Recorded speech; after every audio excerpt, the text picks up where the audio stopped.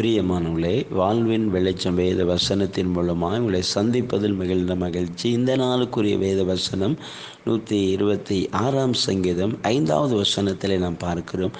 கண்ணீரோடே விதைக்கிறவர்கள் கம்பீரத்தோடே அறுப்பார் என்று சொல்லி. பிரியமானவர்களே, இந்த வசனம் நமக்கு ஒரு காரியத்தை தெளிவுபடுத்துகிறதை பார்க்கிறோம். கண்ணீரோடே விதைக்கிறவர்கள் என்று எழுதப்பட்டிருக்குது. அப்போ அவங்களுக்கு அந்த கண்ணீருக்குரிய பலன் என்னென்னா கம்பீரம். அவங்க கம்பீரத்தோடே பலனை அடைவார்னு சொல்லி பார்க்கிறோம். இன்றைக்கும் அநேகர் அழுகிறத பார்க்குறோம். சரியா, மனுஷங்க முன்னால் பின்னு தங்களுடைய பிரச்சனையை வேதனையெல்லாம் சொல்லி அழுதுகிட்டு இருக்கிற நிலையை பார்க்குறோம். அன்றைய சமூகத்தில் சரியா வேதத்தில் பார்க்கிறோம். அநேகர் தேவ சமூகத்தில் அழுகிறாங்க, கண்ணீர் விடுறாங்க.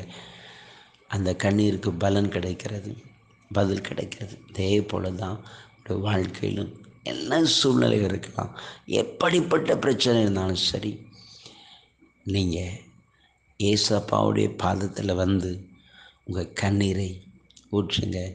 நிச்சயமாக அதற்கு பலன் உண்டு, அதற்கு பதில் உண்டு.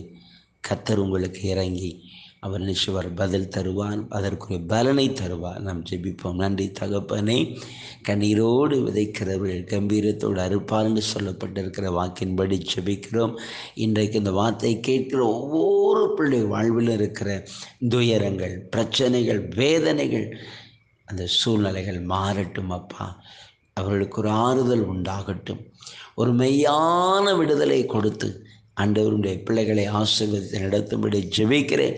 வல்லமையுள்ள கரம் இறங்கட்டும். இந்த நாளிலே ஒரு அற்புதத்தை செய்யுங்க. இன்றைக்கு இருக்கிற எல்லா நெருக்கங்கள் மாறட்டும்.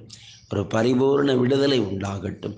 ஆண்டவர் அப்படிப்பட்ட ஒரு அற்புதமான விடுதலை கொடுத்து பிள்ளைகளை ஆசீர்வதித்து மகிழப்படும். சார், அன்பு காரணங்களும் துடிக்கிறோம். மீட்பு நல்ல பிதாவே. ஆமேன், ஆமேன்.